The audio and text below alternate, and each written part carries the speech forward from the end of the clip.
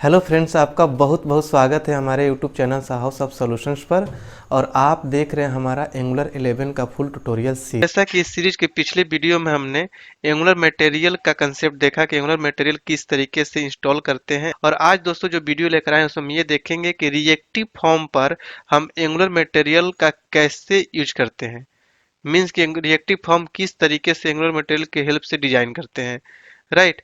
तो दोस्तों, इससे पहले कि मैं इस वीडियो ट्यूटोरियल का स्टार्ट करूं, मैं आपसे रिक्वेस्ट करना चाहूँगा कि अगर अभी तक आपने मेरे इस चैनल को सब्सक्राइब नहीं किया है तो काइंडली आप इसे सब्सक्राइब कर लें और बेल की आइकन को जरूर क्लिक कीजिएगा, ताकि मैं जैसे ही कोई नया वीडियो डालूं तुरंत आपको नोटिफिकेशन मिले और आप हमेशा अपडेटेड रहें। दोस्तों, सबसे पहले तो मैं आपको ये बताना चाहूंगा रिएक्टिव फॉर्म के बारे में। आपका माइंड थोड़ा सा रिकॉल करूंगा, थोड़ा सा पीछे लेकर जाऊंगा आपको कि रिएक्टिव फॉर्म के बारे में अगर आपने नहीं देखा होगा रिएक्टिव फॉर्म वाला वीडियो, तो आपको थोड़ा सा रिमाइंड कराना चाहूंगा कि रिएक्टिव फॉर्म होता क्या है, राइट।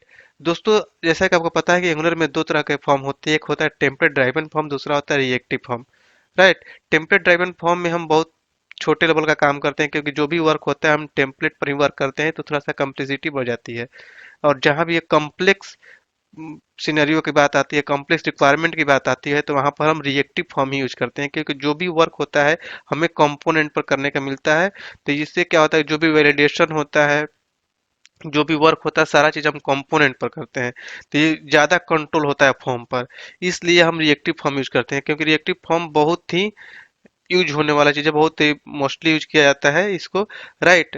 और compare to template driven form, reactive forms are more suitable because we can define validations and model from component it that gives us more control on form, right.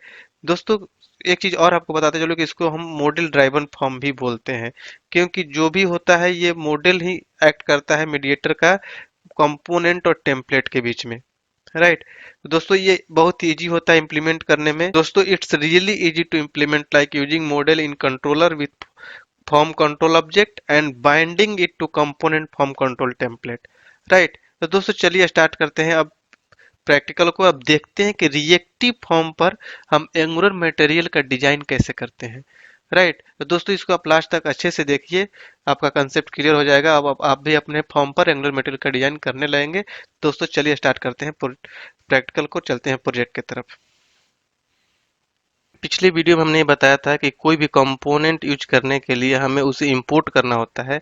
तो अब हम इस video tutorial में reactive form use करने वाले हैं। तो आप यहाँ पर देख सकते हैं कि हमने एक्स्ट्रा ये यूज किया है, रिएक्टिव फॉर्म मॉड्यूल को हमने app.module.ts फाइल में इंपोर्ट कर लिया है फॉर्म्स लाइब्रेरी से, राइट। बाकी सब उसी एज इट इज है, और रिएक्टिव फॉर्म को यहाँ पर हमने डिक्लेयर कर रखा है इंपोर्ट्स के अंदर, राइट। बाकी सब एज इट इज है। पिछले वीडियो में जैसे हमने मटेरियल के सारे मॉड्यूल जो मेन है जिसको हम यूज कर सकते हैं, हमने इंपोर्ट कर रखा है और एक्सपोर्ट कर रखा है यहाँ पर, राइट। तो app.module.ts फाइल में अगर आप प्रैक्टिकल करना चाहते हैं तो आप यहाँ पर अपने उस पेज पर रिएक्टिव फॉर्म मॉड्यूल को इंपोर्ट कर लें।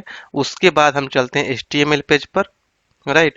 यहाँ पर दोस्तों आप देख सकते हैं कि एज इट इज वही हमने ले रखा है, और जहां पर चेंज किया हमने वो आपको बताता हूं मैं। यहाँ पर फॉर्म के अंदर, वहां पर सिंपल फॉर्म हमने लिया था, यहाँ पर फॉर्म के अंदर हमने फॉर्म ग्रुप लिया, जो कि आपको अगर हमारा वीडियो आपने देख रखा है रिएक्टिव फॉर्म वाला, तो आपको आइडिया हो गया होगा कि फॉर्म ग्रुप के अंदर हम एक वेरिएबल, लोकल वेरिएबल लेते हैं जिसको हम असाइन करते हैं, तो उसका फॉर्म ग्रुप का जितने भी कंट्रोल होता है इसके अंदर आ जाता है, जिसका हमने नाम रखा है रेजी फॉर्म, मीन्स रजिस्ट्रेशन का फॉर्म ने बना रखा है। और ऑन सबमिट इवेंट बनाया हमने, उसके अंदर रेजी फॉर्म डॉट वैल्यू को डाल दिया, मीन्स कि इसकी जितनी वैल्यू होगा वो हमारे टीएस फाइल पर मिलेगा। जब हम इसके बटन पर क्लिक करेंगे इवेंट फायर हो जाएगा, राइट। उसके बाद दोस्तों हमने क्या किया है कि जैसे ये हमने यहाँ पर जैसा आपको बताया था कि एंगुलर मटेरियल पर जाकर मैं दिखाता हूँ आपको। यहाँ पर material dot angular dot IO पर जाते हैं हम, तो यहाँ पर आप देख सकते हैं कि कंपोनेंट के अंदर यहाँ पर बहुत सारे टेक्स्ट बॉक्स जैसे इनपुट है, तो इसका यहाँ से आप कोड उठा सकते हैं। इनपुट बॉक्स का यहाँ पर जाकर कोड आप ले सकते हो। उसी तरीके से हमने क्या किया है कि यहाँ पर ये फॉर्म का एक अलग से फर्स्ट नेम का लिया, और उसमें एक्स्ट्रा हमने जो किया है दोस्तों, यहाँ पर वैलिडेशन यूज करने के लिए मैट एरर को यूज किया, जो कि मटेरियल का है। और उसके अंदर हमने स्पैन के अंदर, ये चीज हम पहले ही बता चुके हैं दोस्तों रिएक्टिव फॉर्म वाले वीडियो में, एनजी इफ के अंदर हम इसको चेक करते हैं कि फर्स्ट नेम जो ये है control name, form control name का जो फर्स्ट नेम अगर वैलिड है और टच है, इनवैलिड है मतलब यहाँ पे कि नॉट इक्वल टू लगा हुआ है, तो ये हमें देगा क्या कि please inter first name. Right, touch करके जैसे हम निकलेंगे तो आप दिखाऊंगा मैं कि ब्राउजर में कैसा इफेक्ट होता है। अगर उसमें चले गए, हम टेक्स्ट बॉक्स में हम टच कर दिए, विजिट कर लिए और उसमें कुछ हमने टाइप नहीं किया तो रेड कलर का आ जाएगा, लिखेगा कि please inter your first name. Right, उसी तरीके से हमने दूसरा टेक्स्ट बॉक्स ले रखा है। जो भी कंट्रोल आप ले सकते हैं यहाँ पे, या तो आप टाइप कर सकते हो, उतना याद नहीं रखना चाहते तो आप डायरेक्टली एंगुलर मटेरियल वाले पेज पर जाकर यहाँ पर दूसरा फिर यहाँ पर फॉर्म ले सकते हैं, टेक्स्ट बॉक्स ले सकते हैं और यहाँ पर पेस्ट कर लेंगे आप। राइट, उस फिर वैलिडेशन लगाया, फिर उसके बाद हमने यहाँ पर एड्रेस के लिए लिया। उसी तरीके से जो भी दोस्तों आपको लेना होता है, जैसे चेक बॉक्स हुआ, हमने चेक बॉक्स भी इसमें, डेट पिकर हुआ। राइट, तो डेट पिकर भी आप यहाँ से उठा सकते हैं। यहाँ पर आप देख लीजिए date picker. Right, date picker ये है, या इसका कैसा दिखता है यहाँ पर चेक कर सकते हैं, इस तरीके से खुलेगा। तो इसका कोड आप यहाँ से ले सकते हैं, इसी को हमने यहाँ से कॉपी करके यहाँ पर पेस्ट कर लिया ताकि टाइम बचे, ज़्यादा कोडिंग ना करना पड़े। राइट, तो आप वहाँ से उठाकर यहाँ पर पेस्ट कर सकते हैं। इस वेबसाइट का आप याद रखिए कि आप एंगुलर material.angular.io है, उसमें बाद हम कंपोनेंट में जाते हैं। उसके बाद सारे यहाँ पर कंट्रोल आपको दिख सकते हैं, स्लाइडर लेना है, रेडियो बटन लेना है, चेक बॉक्स लेना है, यहीं से सारे चेक बॉक्स लेना है दोस्तों। जैसे यहाँ पर हम लेते हैं तो इसका कोड आप यहाँ से ले सकते हैं, ये कॉपी पेस्ट कर लेंगे, इस तरीके से आप यूज कर सकते हैं इसके अंदर। तो उसी चीज को हमने यहाँ पर सारा लेकर एक फॉर्म बनाया हमने, ड्रॉप डाउन भी ले रखा है, तो ड्रॉप डाउन भी वहां से कंपोनेंट आप ले सकते हैं। उसके बाद हमने क्या किया है कि यहाँ पर बटन ले लिया है जिस पर हम क्लिक करेंगे। राइट, तो पहले हमने वैलिडेशन जब बता रहे थे हम पिछले वीडियो में, तो यहाँ पर यही होता है कि पहले डिसेबल करते हैं, अगर फॉर्म इनवैलिड है तो डिसेबल रहेगा बटन, जैसे ही वैलिड हो जाएगा ये इनेबल हो जाएगा। तो ये सबमिट का बटन है, यहाँ पर आप देख सकते हैं। राइट, इसको थोड़ा सा छोटा करूँ ताकि थोड़ा स्क्रीन आपको अच्छे से दिखे, आप यहाँ पर देख सकते हैं। राइट, तो ये सारा चीज हमने ले लिया, ईमेल के लिए ले रखा है, इस पर हम ईमेल का वैलिडेशन लगा रखा है हमने। राइट, तो ये सारी चीजें हमने किया। उसके बाद बात आती है कि हम इसका डेटा अपने टीएस फाइल पर कैसे ले जाएं। तो जैसे ही हमने यहाँ पर आप देख सकते हैं कि हमने फंक्शन रखा है ng सबमिट इवेंट पर, तो इस फंक्शन को हम डिफाइन करेंगे app.component.ts फाइल पर। राइट, तो यहाँ पर जो हमने किया है आप यहाँ पर देख सकते हैं कि यहाँ पर आपको रिएक्टिव फॉर्म यूज करने के लिए सब form builder, form group, validator validation के लिए फॉर्म मॉड्यूल और एनजी फॉर्म, आपको ये चीज इंपोर्ट करना होगा। राइट, इंपोर्ट करेंगे तभी आप यूज कर पाएंगे वैलिडेटर को और फॉर्म ग्रुप को। राइट, उसके बाद आप देख सकते हैं कि एनजी फॉर्म के लिए बनाया फर्स्ट नेम का सबका हमने एक एक बना लिया अपना वेरिएबल। उसके बाद आप देख सकते हैं फॉर्म बिल्डर लिया, फॉर्म बिल्डर में हमने ग्रुपिंग किया और ग्रुपिंग को जितने भी कंट्रोल है उसमें हम वैलिडेटर लगा दिया हमने। लाइक वैलिडेटर हमने बता दिया है आपको पहले ही, तो वैलिडेटर सिंपल रिक्वायर्ड के लिए है, ये रिक्वायर्ड के लिए वैलिडेटर कंपोज हमने कर दिया। जब कंपोज तब करते हैं दोस्तों हमें मल्टीपल वैलिडेशन लगाना पड़ता है एक ही चीज पर। राइट, तो यहाँ पर हमने कंपोज किया, पहला तो रिक्वायर्ड लगाया, उसके बाद मिनिमम लेंथ इतना होना चाहिए और मैक्स लेंथ इतना होना चाहिए, मीन्स कि हमें यहाँ पर तीन तीन वैलिडेशन यूज किया है, तो इसलिए हम यहाँ पर कंपोज लगा लिया हमने। राइट, उसके बाद डेट ऑफ बर्थ पर रिक्वायर्ड कर दिया, फिर ईमेल पर हमने कंपोज कर दिया, एक तो रिक्वायर्ड कर दिया, वैलिडेटर ईमेल लगा दिया कि ईमेल होना ही चाहिए। सिंपल अगर हम कुछ टेक्स्ट डालते हैं तो उस पर भी दिखाए कि ये वैलिड ईमेल आईडी नहीं है। राइट, उसके बाद ऑन चेंज हमने बनाया, ऑन चेंज पर हमने चेक किया कि इवेंट चेक किया कि ट्रू है कि नहीं है। ट्रू है तो कि ये ऑन चेंज आप देख सकते हैं, हमने मेथड है यहाँ पर जहाँ पर हमने कॉल किया है HTML पर देख सकते हैं यहाँ पर, तो ये ऑन चेंज है। यहाँ पर इवेंट हमने बना रखा है, इसके अंदर इवेंट पास किया जो टर्म एंड कंडीशन चेक करने के लिए है, तो उस पर हमने ये लिया है यहाँ पर टीएस फाइल में कि इवेंट डॉट चेक ट्रू है तो एक्सेप्टेड होगा, इल्स वो जीरो हो जाएगा। राइट, उसके बाद एनजी सबमिट पर बस हम एनजी फॉर्म को यूज कर रहे हैं, कंसोल में राइट कर ले रहे हैं कि जो हमारा डेटा आएगा वो राइट हो जाएगा हमारे कंसोल में। राइट, तो अब इसको हम रन करा कर दिखाते हैं आपको कैसा इफेक्ट दिखता है इसका। राइट, और स्टाइल की बात करें तो वही इसका जो बाय डिफॉल्ट थीम होता है वो हमने थीम लगा रखा है। राइट, जो कि पिछले वीडियो में हमने आपको बताया था। तो जैसे ही इसको हम रन कराएंगे, सेव करेंगे, जैसे ही एक्टिवेट होगा ब्राउजर, तो ब्राउजर में जाकर हम देख सकते हैं यहाँ पर यहाँ पर हम लोकल होस्ट और बाय डिफ़ॉल्ट जो इसका होता है फोर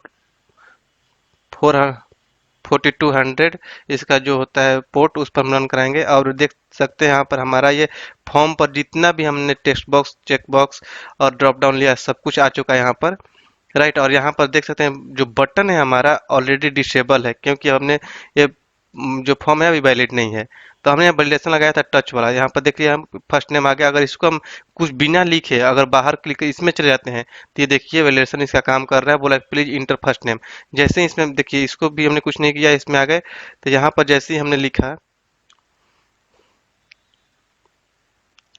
और लास्ट नेम में जाएंगे तो इसका देखिए वैलिडेशन काम का वैलिड हो गया।